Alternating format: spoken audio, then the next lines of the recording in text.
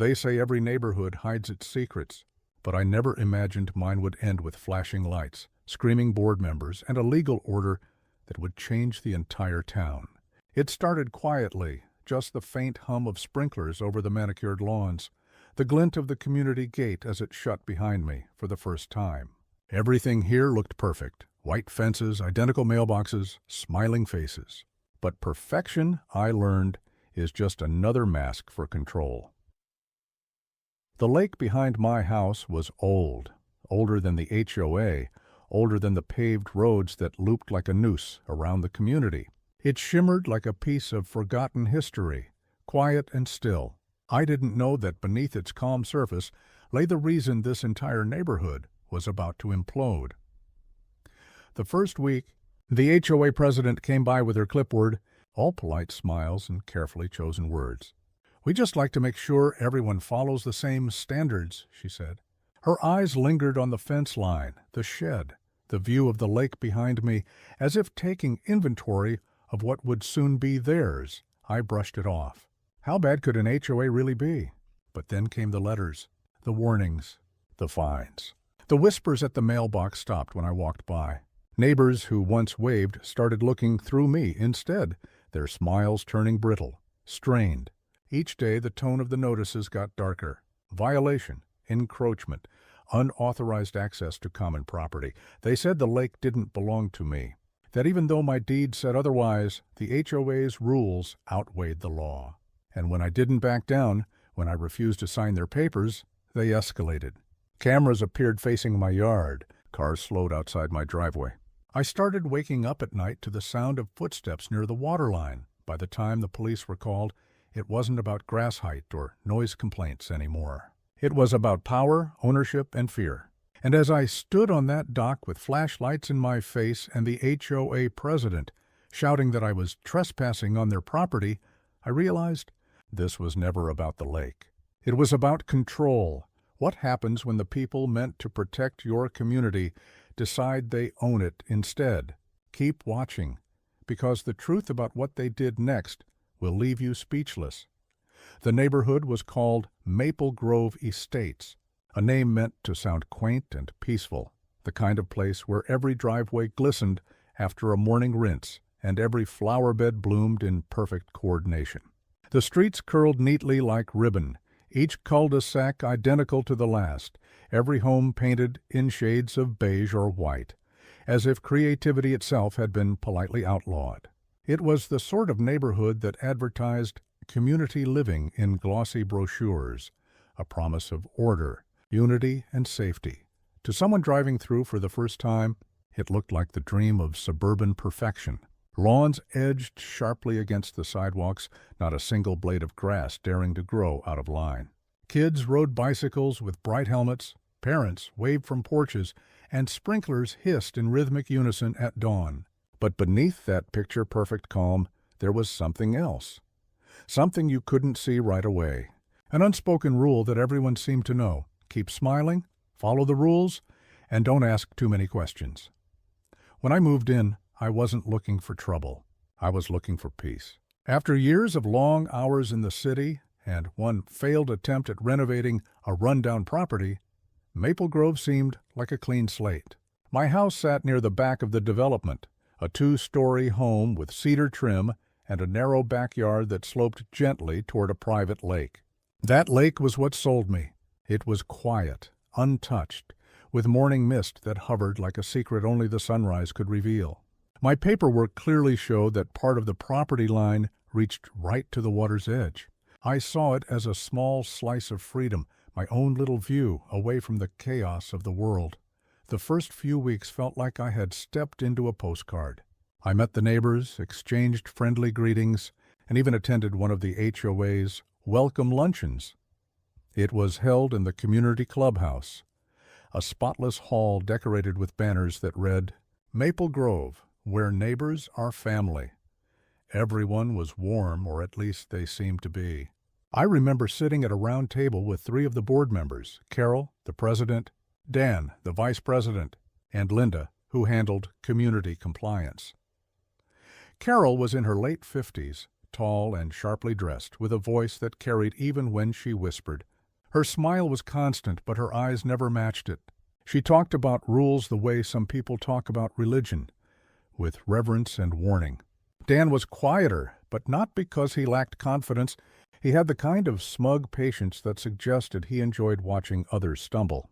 Linda, meanwhile, was the enforcer. She carried a small notebook wherever she went, jotting things down even during casual conversations, as though everything might later become an incident. They welcomed me with smiles, compliments about my house, and subtle reminders of how important it is to maintain harmony. Carol leaned forward at one point and said, "We've worked hard to make Maple Grove the envy of every community in the county. It only works if everyone respects the standards." I nodded politely, unaware that respecting the standards was code for surrendering control. It wasn't long before I started noticing the undercurrent of the neighborhood's culture. Every front yard looked the same flowers, same hedges, same mailbox style. One morning, I saw a man down the street repainting his shutters. They were originally the community-approved maple taupe, but he switched to a deep gray. Within 2 days, the paint was back to taupe. Later, I overheard someone say he'd been fined $150 per day until he changed it back. That was the first time I wondered what kind of authority the HOA truly had. For a while, things remained pleasant enough. I settled into a routine, mornings by the lake, coffee on the back deck, evenings spent fixing up the old garden shed. The neighbors waved as they passed, but their friendliness started to feel conditional. Conversations always circled back to the HOA. "Have you read the guidelines yet? Did you register your car with the HOA? Be careful about your trash bins. They're strict about visibility." It became clear that everything in Maple Grove revolved around the board. They didn't just manage the community, they owned it, at least in spirit. Carol's word carried weight like law, and those who questioned it quickly found themselves isolated. One neighbor, Mark, told me in a low voice that he'd been fined for having a garden gnome visible from the street. When he tried to appeal, the board denied him without even reviewing his request. "They like control," he said, glancing toward Carol's house, "and they don't like being challenged." The first small crack in my peaceful new life appeared one afternoon when I received a letter from the HOA. It was printed on crisp white paper, sealed with the association's emblem, a tree surrounded by a neat ring of stars. The letter stated that part of my backyard, specifically the section near the lake, may encroach upon community property. They asked me to remove unauthorized structures within 14 days or face fines. I was confused. There were no structures, just my dock, which had clearly been on the property long before I bought the house. I pulled out my deed, checked the plat map, and confirmed the boundaries. My property line extended several feet beyond the dock, into the water itself. When I called the HOA office to clarify, Linda answered. Her tone was polite but clipped. "Sometimes previous owners misunderstand where their property ends," she said. "It's best if you just remove the dock to avoid further issues." Something about her confidence unsettled me. I explained that my documents proved ownership, but she only replied, "The board has final authority on property boundaries within the community." That didn't sound right, but when I asked for proof, she said, "We'll review it at the next board meeting." Then she hung up.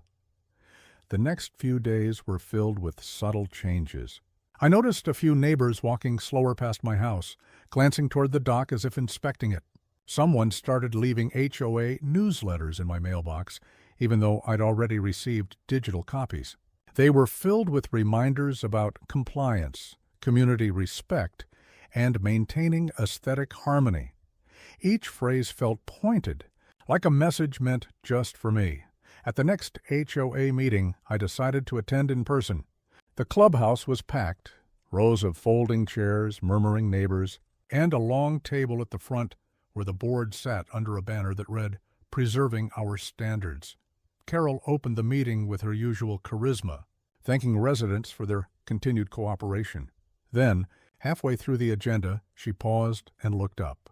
"We've received reports of unauthorized use of community property by one of our newer residents," she said, scanning the room until her eyes met mine. We'll be addressing it formally once the review is complete. I felt the shift instantly. The murmurs, the sideways glances, the subtle tightening of posture around me. In that moment, I understood the unspoken hierarchy. It wasn't about fairness or rules. It was about submission, and anyone who didn't play by their rules became the next example. Still, I refused to back down. I brought my documents, photos, and the official plat map to the next meeting. I spoke calmly, explaining that the dock was legally on my property. Carol smiled the entire time, nodding as though she were humoring a child. When I finished, she said, "We appreciate your enthusiasm for property law, but the HOA's covenant supersedes any confusion caused by outdated records." Outdated records. That was her way of dismissing my ownership entirely. After that, things escalated subtly, like the slow tightening of a vice. Anonymous notes appeared on my doorstep. Short, printed warnings. Stop pushing your luck. The board knows what you're doing. My mailbox was left open more than once. I started noticing HOA patrol cars, unmarked but recognizable, cruising past my street more often. Every minor violation became a new excuse for harassment. A leaf blower left on the porch? Warning. Trash cans visible from the street for more than an hour? Fine. A guest's car parked overnight? Violation. Each letter came stamped in red, signed by Linda. The HOA didn't need to shout to make its message clear. It whispered through paper and policy. But the moment I realized how far they'd go came late one evening. I was standing on my dock watching the reflection of the stars ripple across the lake when I noticed movement at the fence line. A flashlight. Someone was taking pictures of my yard. When I called out, the beam vanished and I heard footsteps retreating toward the street. The next morning, I found another letter, this one claiming that unauthorized nighttime activities had been observed on community property. It wasn't paranoia anymore.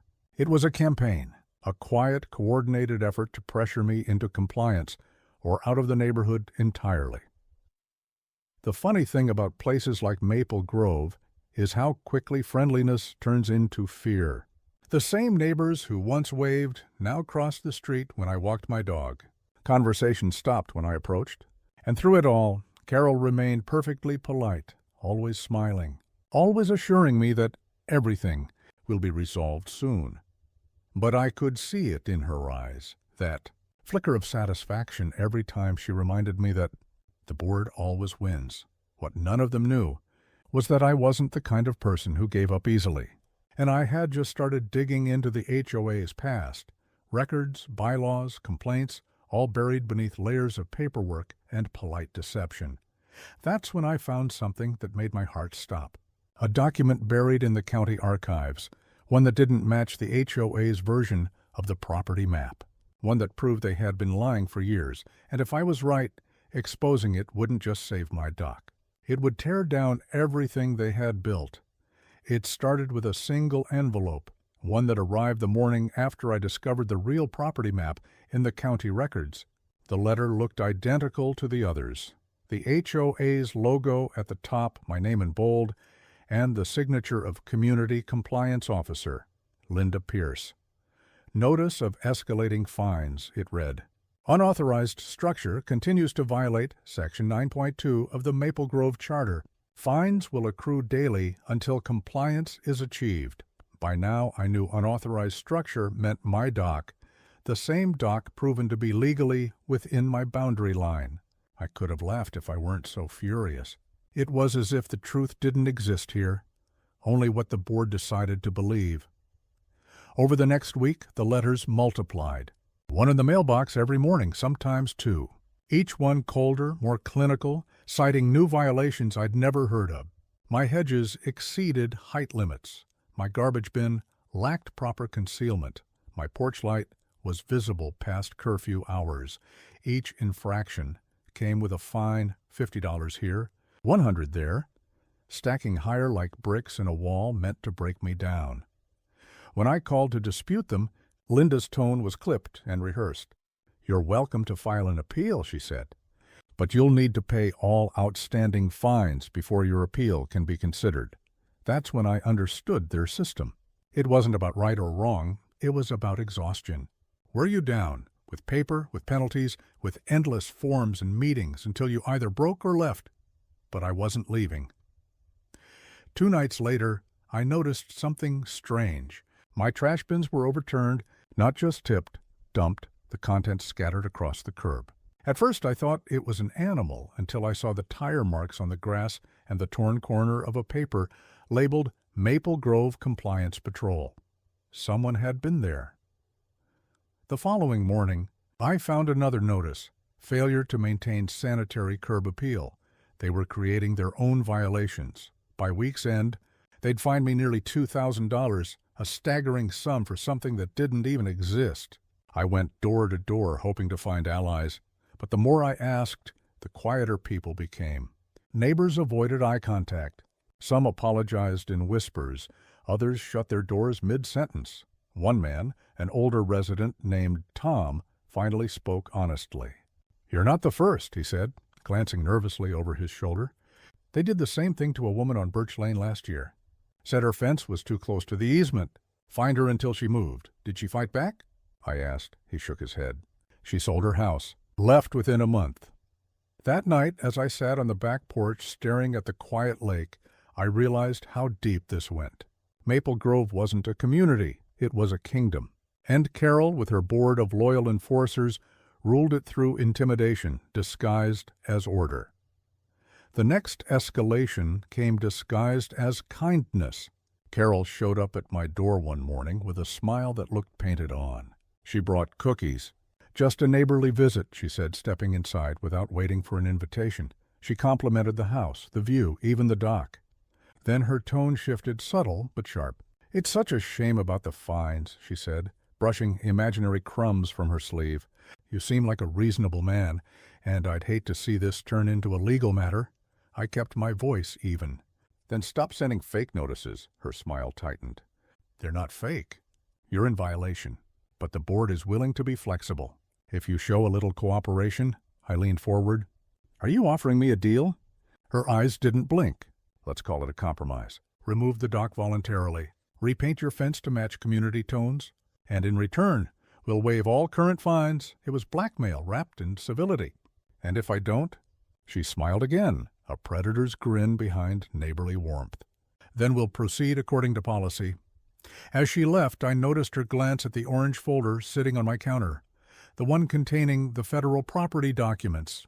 Her expression faltered for a split second, like a crack in a mask. She knew I had something she didn't want seen. From that day on, things escalated fast. I woke one morning to find orange flags stuck in my lawn, markers labeled "Property Inspection in Progress." I hadn't requested one. The next day, an HOA representative showed up with a clipboard, taking photos of my home. When I demanded to know why, he said, "Routine compliance audit." A few days later, a notice arrived accusing me of obstructing official HOA operations. They were trying to build a case, to drown me in technicalities and paperwork until I drowned myself. But I wasn't the only one watching. Across the street, my neighbor Sarah had seen everything. She worked as a paralegal downtown, quiet but observant. One evening, she crossed the street with a folder in her hands. "You're not crazy," she said softly. "They're targeting you." Inside the folder were printouts, emails she'd gotten accidentally from the HOA's mailing list. One of them was from Carol to Linda. "Ensure we maintain pressure. Make it financially unsustainable for him to contest." I read it twice, then looked up at Sarah. "How did you get this?" "They accidentally CC'd the wrong Sarah. I used to volunteer for the social committee. They think I deleted the emails." I felt a mix of gratitude and disbelief. "You just handed me the proof," she nodded. "Be careful. They've done this before. They'll make you look like the problem." She was right. Within a week, new rumors started spreading. Someone claimed I was building a private dock expansion. Others whispered that I was verbally aggressive toward board members. I started noticing people taking photos from their phones whenever I was outside. Then came the landscaping incident. It was a Saturday morning. I'd hired a local gardener to trim the hedges and clear dead leaves from the yard. Halfway through the job, a white SUV with the HOA logo pulled up. 2 officers stepped out, one of them wearing a polo with community enforcement stitched across the chest. "This work hasn't been pre-approved," the taller one said, pointing at the gardener. "It's hedge trimming," I replied. "Not construction." He wrote something on his clipboard. "Any landscaping alteration must be authorized by the HOA's Design Review Committee. It's not an alteration. Still requires a form. They issued me a citation for unauthorized landscape modification. By the time I finished arguing, the gardener had packed up and left, shaking his head. A few hours later, I saw Carol and Dan walking the street together, pointing at my yard. They didn't look at me. They didn't have to. Their silence said everything. That's when I decided to document everything. Every letter, every visit, every violation. I bought cameras, mounted them near the driveway, and started keeping a log of events. It wasn't paranoia anymore. It was defense. One evening, while reviewing footage, I caught something. Around midnight, 2 people approached the side of my property, one carrying a flashlight. They bent near the dock, placing something small by the fence post. The next morning, a fresh violation notice arrived. Unauthorized signage detected on community property. Tampering with HOA markers is a Class B infraction. I walked to the dock and found the signage. It was a metal stake reading, "Community boundary, no trespassing." They had planted it themselves. It was no longer just harassment. It was manipulation. The following week, I drove to the county zoning office and requested public records. What I found made my stomach twist. The HOA had submitted a community boundary update request, a form that attempted to redraw the lake's ownership lines to include it as HOA property. It was unsigned by the county, still pending review, but they were acting like it was approved. They were rewriting reality on paper. That night, I couldn't sleep. I sat by the lake with my flashlight, watching the reflection of the moon ripple across the water. Somewhere out there, past the calm surface, was the line between my property and their control. I thought about the others who'd left. The woman on Birch Lane, the man with the gray shutters. How many of them had just given up because they couldn't keep fighting? That's when I made a decision. I wouldn't just defend myself. I'd expose them. Over the next few days, I started gathering everything. The false citations, the harassment footage, the unauthorized patrols. Sarah helped me compile it into a single detailed report. But before I could send it anywhere, the board struck again, harder than ever. It started with a certified letter, stamped urgent. Final notice of legal action, it read. Failure to comply with HOA directives has resulted in termination of member privileges and initiation of foreclosure, proceedings under the Maple Grove Covenant. Enforcement clause. They were trying to take my house. My hands trembled as I read it. I called Linda immediately, my voice shaking. "You can't foreclose on me for a dock." Her tone was icy calm. "The HOA reserves the right to recover unpaid fines through lien or foreclosure. It's all in the bylaws. You're fabricating violations. That's for the committee to decide." When I hung up, I realized something chilling. They didn't need to win legally. They just needed to make it look official, long enough to scare me into submission. But I wasn't scared anymore. I was angry. I took everything, the forged documents, the footage, Sarah's emails, and went directly to the county clerk. I filed a complaint, attached evidence, and asked for an emergency property boundary verification. The clerk, a quiet man with tired eyes, skimmed the documents and frowned. "You said these officers entered your property." "Yes," he nodded. "They can't do that.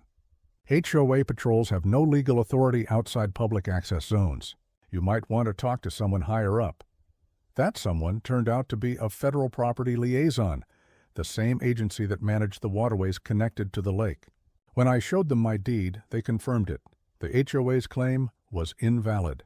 The lake fell under federal waterway jurisdiction. The land wasn't theirs, it never had been, and just like that, everything shifted. I filed a cease and desist notice through the agency, legally barring the HOA from enforcing any rules within my property's limits. But instead of backing down, they doubled their efforts.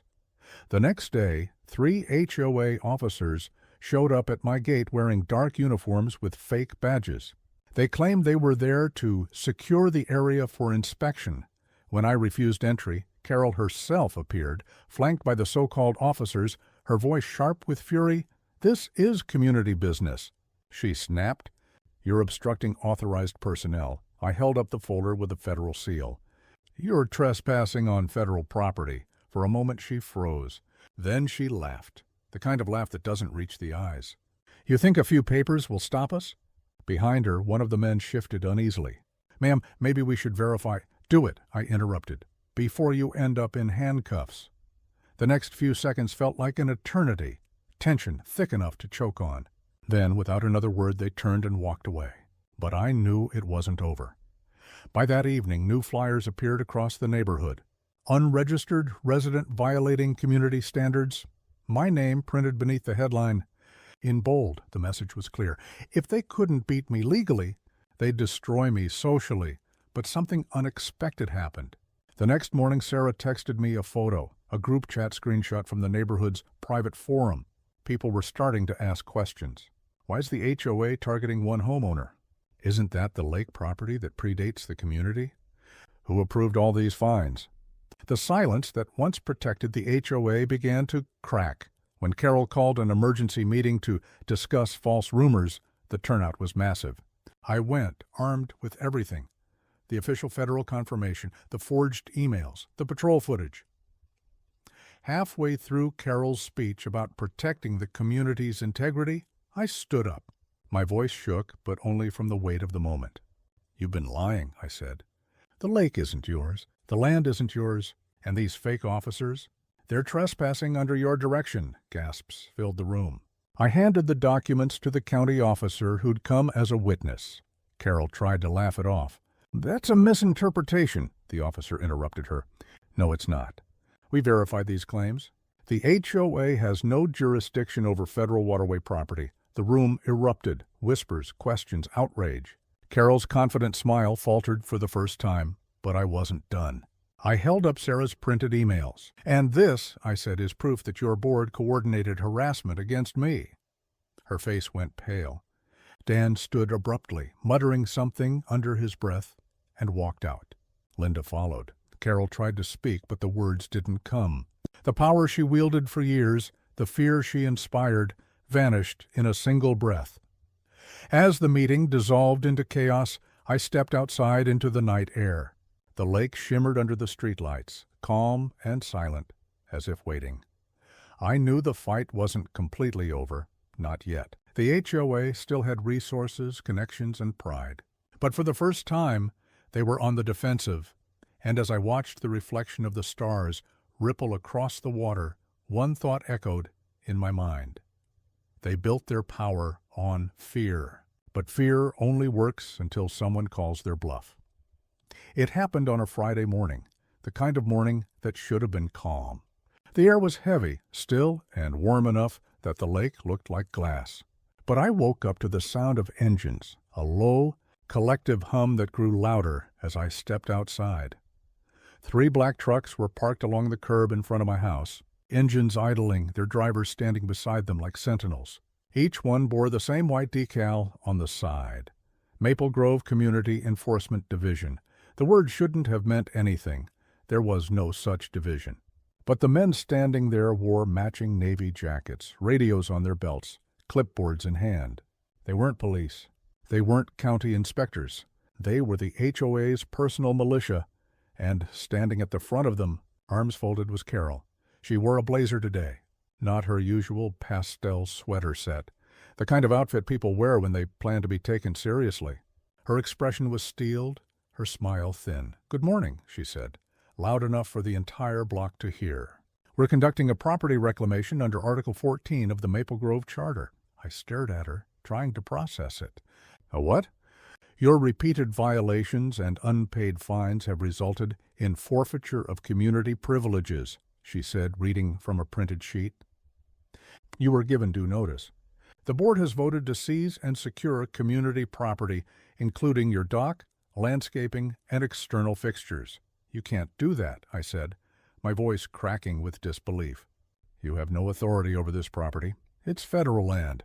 "You saw the documents," she ignored me, motioning to the men behind her. "Begin removal." Two of them started walking toward the backyard with crowbars and a toolbox. That was the moment something inside me snapped. I ran after them, cutting them off at the gate. "Touch that dock and I'll have you arrested," I shouted. "You're trespassing." The shorter one hesitated, glancing back at Carol. She gave a small nod. A queen ordering her pawns forward, and they obeyed. They forced open the gate and stepped inside. The sound of boots crunching gravel was deafening. My heart pounded so hard it hurt. I grabbed my phone and hit record. "This is harassment," I yelled. "You're on camera!" "Leave now!" Carol's voice rang out behind me, smooth and mocking. "Record all you like. The board has already authorized this action." The first man reached the dock, unbolted one of the corner braces, and tossed the rusted metal into the grass. The sound echoed, a dull, hollow clang that felt like it split the morning in two. Neighbors began to appear on their porches, first Sarah across the street, then Tom, then a handful of others. Whispers carried through the air. Some took out their phones, others just watched, frozen. I shouted again, louder. "This property is under federal jurisdiction. You have no right to touch anything." Still, they kept going, wrenching, prying, tearing. Boards creaked. Screws screamed against metal. The dock, the one I'd built with my own hands, piece by piece, started to come apart. And then a new sound cut through the chaos. A siren, a real one this time. Blue lights flashed across the trees as a county sheriff's cruiser pulled up beside the trucks. The officer stepped out, hand resting on his holster, eyes scanning the scene. Carol turned, her mask of confidence flickering. "Good morning, officer," she said, smoothing her hair. "We're conducting authorized maintenance under HOA authority." "Step away from the property," he interrupted. His voice was calm but sharp. "Now." The men froze. Carol's expression hardened. "Officer, this is community business. We've followed procedure." He walked past her, straight to me. "You the homeowner?" "Yes," I said, still shaking. "They broke onto my property. They're tearing down my dock." He looked around, his eyes taking in the tools, the ripped boards, the group of men in matching jackets. "Did they show you a warrant or county authorization?" "No." He turned back to Carol. "Do you have any documentation from the county approving this?" She lifted her chin. "We don't need county approval. Our bylaws allow—" He cut her off again, this time louder. "Your bylaws don't override federal or county property law," he motioned to the men. "Drop the tools. Step back." The tension was electric. The men hesitated, one holding a wrench midair, another clutching a clipboard. Carol's lips pressed together, her voice trembling for the first time. "You're making a mistake. This man is in violation of—" The officer turned on her. "Ma'am, if you don't step back right now, I'll consider this trespassing and destruction of private property." She froze, and in that silence, the power she'd wielded for years seemed to drain out of her. The men slowly backed away, their faces pale. The officer asked me for the documents, the ones from the federal liaison, confirming the jurisdiction. I handed them over, still recording. He read through them carefully, then looked up. "You're in the clear," he said quietly. "They can't touch this. And if they try again, call us immediately." Sarah stepped closer from across the street, her phone still filming. "It's all on video," she said. Everything they did. Carol looked around Buskapas at the cameras. The neighbors, the officer, and for the first time, I saw something new in her face, fear. But the day wasn't over. As the officer filed his report, another car pulled up, a black sedan, windows tinted. Out stepped a man in a gray suit. He looked official, governmental, calm. He introduced himself as a representative from the Federal Property Bureau. "We received your report," he said to me, "and after reviewing the documents and recent complaints, we've issued an injunction against any further HOA enforcement. Actions in this zone." He turned to Carol. "You and your board are hereby ordered to cease operations affecting this property until further notice." Carol blinked, speechless. "You can't just—" He held up a hand. "Ma'am, you're already under investigation for unauthorized access to restricted land. I'd suggest you stop talking." The entire street went silent. For a moment it felt unreal, like a movie unfolding in real time. The trucks idled, their drivers uncertain. The officers shifted uneasily, no longer sure who they were supposed to be taking orders from. And then, one by one, they started to leave. When the last truck pulled away, I finally exhaled. My knees felt weak. The dock, half dismantled, splintered at the edges, sat like a wounded animal on the water's edge. But I wasn't broken. Not anymore. Sarah came over, put a hand on my shoulder. "You did it," she whispered. "You actually did it." But part of me couldn't believe it was over. The following week was chaos. News spread fast, faster than I expected.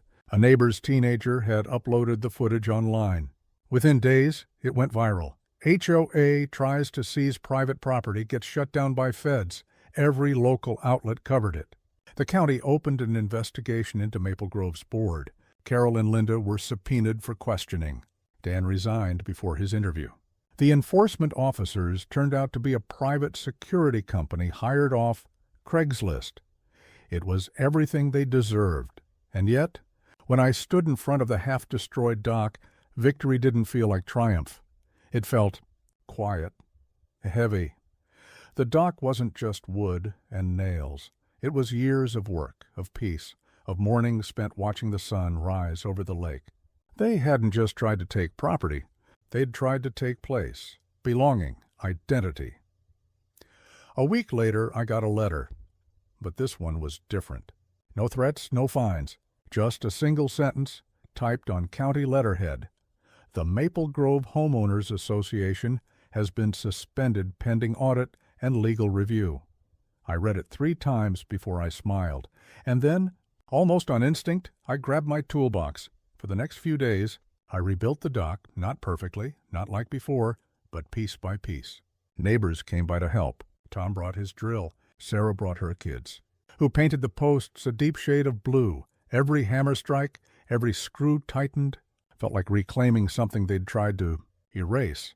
But the true climax, the real confrontation, didn't come until the final HOA hearing 2 weeks later. Carol sat across from me in a sterile room lined with file cabinets. Her lawyer beside her, silent and pale. She looked smaller now, almost fragile. A woman who'd built an empire out of fear and watched it crumble overnight. The county investigator asked me to recount the events from the first letter to the day of the confrontation. I laid it all out, the fines, the fake patrols, the trespass, the harassment. Every detail backed by evidence, photos, video, timestamps. When I finished, the investigator turned to Carol. "Do you deny these actions took place under your authority?" She hesitated, then whispered, "I was trying to maintain order." By fabricating violations? Her silence was answer enough. They stripped her of her position that day. The HOA was placed under external management pending reformation. Linda was fined. Dan's signature was found on falsified citations. He faced criminal charges. I should have felt vindicated, and I did. In a way, but watching her sit there, defeated, I realized something else. This wasn't just about me.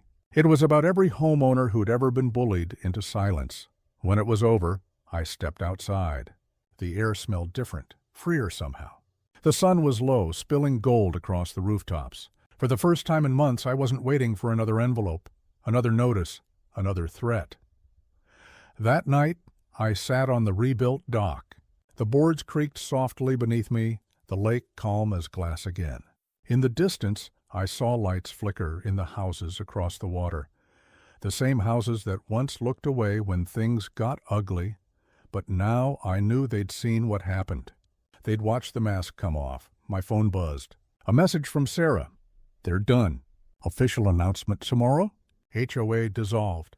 I stared at the words for a long time, the sound of crickets filling the air. Then I typed back, "We did it." She replied almost instantly, "No, you did." I put the phone down and leaned back, watching the stars shimmer across the water.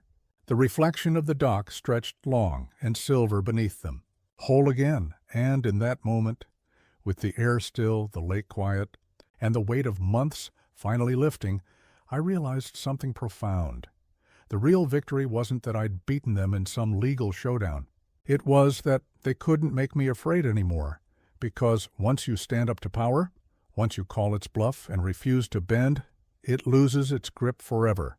And somewhere behind me, as if on cue, I heard laughter, not mine, but Sarah's kids, still playing near the fence, the sound echoing across the water, Life had returned. The tyranny of the HOA was over, and the lake, my lake, was mine again. The world didn't end with a bang, or a courtroom cheer, or a dramatic headline. It ended quietly with the creak of wood and the ripple of water, and the faint hum of peace settling back into a place that had forgotten it. That's the thing about control. It only works as long as people believe in it. Once they stop, once they see it for what it is, it dissolves. And that morning, as sunlight broke over Maple Grove and spilled across the rebuilt dock, I smiled, not out of triumph but relief, because for the first time since the letters began, I could finally breathe again. The weeks that followed were a strange kind of quiet, the kind that comes after a storm, the kind that feels heavy, like the air is still remembering what just happened.